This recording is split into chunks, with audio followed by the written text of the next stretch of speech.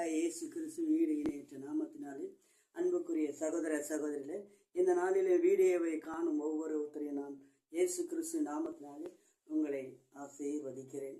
இந்த நாள் ஆசீர்வாதமான நாளாக மாறட்டும். லூக்கா புஸ்தகம் 1வது அதிகாரம் 55வது வசனம். தம்முடைய தாசனாகிய இஸ்ரவேலை ஆதரித்தார் என்றார். அன்புக்குரிய சகோதரனே சகோதரியே, இந்த வேதத்தை கேட்கும் பொழுது ஆதரிக்கும் தேவன். இந்த நாளில் செய்தியுடைய தலைப்பு தேவன் ஆதரிக்கிறவர். யாராயிருந்தாலும் சரி, ஆதரவு இல்லாமல் இருக்கிற உங்களை பார்த்து இன்றைக்கு இயேசு சொல்றார், நான் உன்னை ஆதரிப்பேன் என்று சொல்கிறார்.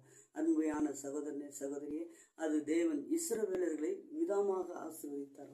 இஸ்ரவேலரை ஏன் ஆதரித்தார் என்று வேதவசனத்தில் ஆராய்ந்து அறிந்து பார்ப்போமானால், அன்புக்குரிய சகோதரர்களே, இந்த வேத வசனத்துல ஆபிரகாமுக்கு பிறந்தது ஈசாக்கு, ஈசாக்குக்கு பிறந்த நபர் ஏசா, யாக்கோப் என்று இரண்டு பேரும் பிறந்தார்கள்.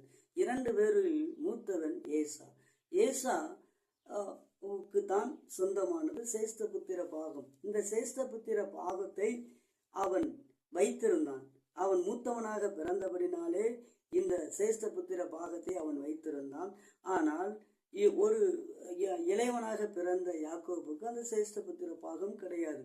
அதனால அந்த சேஷ்டபுத்திர பாகம் யாருக்கு இருக்கிறதோ அவனுக்கு தகப்பனுடைய சொத்துல இரண்டு வகையான சொத்துக்கள் உண்டு. மூத்தவனா இருக்கிறபடினால ஒன்று அவனுக்கு ஈசாக்குக்கு பிறந்தபடினாலே 2 வகையான சொத்துக்கள் அவனுக்கு உண்டு. ஆகையினால இவன் யாக்கோபு அந்த சேஷ்டபுத்திர பாகத்தின் மேல் கவனமா இருந்தான்.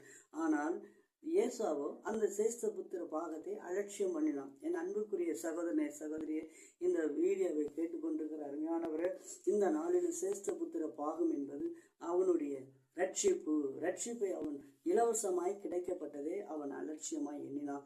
ஆகையினாலே பின்னொரு நாட்களில் பெரிதான ஆசீர்வாதங்களை இழந்தான். எப்படிப்பட்டதான ஆசீர்வாதங்களை இழந்தான் என்றால், ஆபிரகாமின் தேவன், ஈசாக்கின் தேவன், ஏசாவின் தேவன் என்று சொல்ல வேண்டிய காரியங்கள் உண்டு. ஆனால் இந்த இடத்துல ஆபிரகாமின் தேவன், ஈசாக்கின் தேவன், யாக்கோபின் தேவன் இப்படி இளையவன் பெயரை குறிப்பிட வேண்டிய சூழ்நிலை ஏற்பட்டது. காரணம் என்னவென்றால், ஒருவேளை சாப்பாடு அவன் என்ன செய்யவில்லை, இழக்கவில்லை. ஒருவேளை சாப்பாட்டுக்காக தன்னுடைய சேஷ்டபுத்திர பாகத்தை இலவசமாய் கிடைக்கப்பட்டது விட்டு விட்டான்.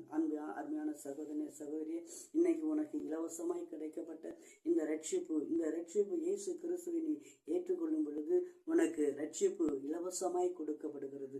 இந்த ரட்சிப்பை நீ இலவசமாய் கிடைக்கிற இந்த ரட்சிப்பை அலட்சியமாக வேண்டாம் என்று சொல்லி உதறி தள்ளுவாயானால்